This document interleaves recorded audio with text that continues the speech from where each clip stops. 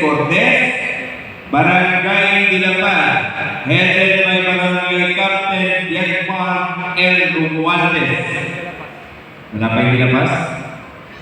Barangay Kalawaan, headed by Barangay Captain Jesse B. Gabiola.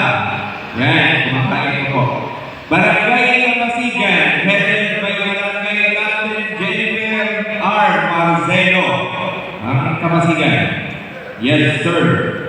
Barangay Capitolio, headed by Barangay Captain Alexis Rafael M. Torres. Capitolio. Wala pa. Okay, Barangay Malinaw, headed by Barangay Captain Joel S. De La Cruz. Barangay Malinaw. Good morning, mga sir. Barangay Manggahan, headed by Barangay Captain Kim A. Cruz. Barangay Maybunga, headed by Barangay Captain Arnold R. Alvarez. Barangay Corambo, headed by Barangay Captain Richard F. Uwa. Barangay Palatiw. Yes, sir. Headed by Barangay Captain Heriberto N. Guevara. Barangay Pinagbuhatan, headed by Barangay Captain Robby S. Salandanan. Barangay Pineda, headed by Barangay Captain Francisco D. De Leon. Barangay Rosario, headed by Barangay Captain Aquilino S. De La Cruz Sr. Barangay Sagad, headed by Barangay Captain Marvin D. Benito. Barangay San Antonio, headed by Barangay Captain Thomas Raymond U. Lisi. Barangay San Joaquin, headed by Barangay Captain Julius B. Sanchez. Barangay San Jose, headed by Barangay Captain Noel A. De La Cruz. Barangay San Nicolas, headed by Barangay Captain Vigor J. Enriquez. Barangay San Miguel, headed by Barangay Captain Manuel E. Alba. Barangay Santa Cruz, headed by Barangay Captain Ralph Red S. Andaya. Barangay Santa Lucia, headed by Barangay Captain Alvin N. Ilagan.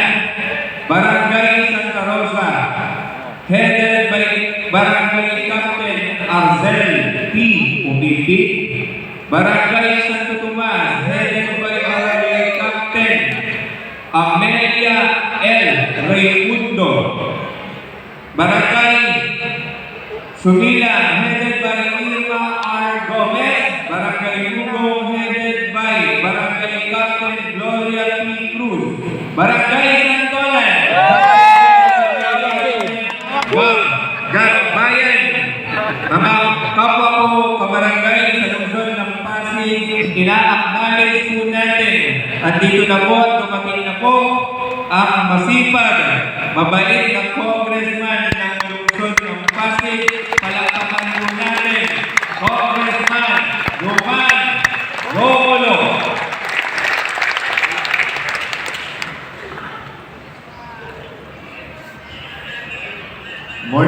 Good morning po.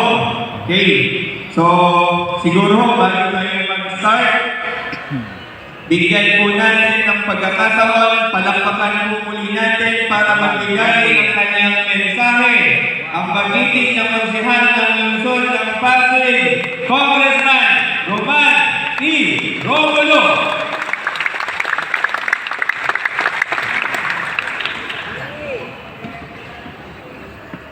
Hindi ko hahabaan at yung sasabihin ko. Pero sa totoo po, nung nabalita ako, meron ng training para sa ating barangay security force. Ay, sa totoo po, nakakatawa po ito. Dahil unang-una talagang may offline kayo kasi araw-araw except Mondays. Sa offline kayo po kahit sa kami pumunta, Sa totoo, laging isang request ko ng mga naninilahan kahit saan ay talagang natutuwa sila pag nakikita po nila yung barangay security force. Sa totoo, no, minsan kasi siguro yung mga nakarang mga taon dati ay hindi natin talaga nabibigyan ng diin yung importansya po ng barangay security force. Pero ang totoo po nun, nakikita natin talaga sa mga sinasabi mo, pagkaraniwang mamamayan mas gilid sa ating lungsod, na talagang umaasa po sila at napakalaking bagay sa kanila ang makita po talaga yung ating mga barangay security force.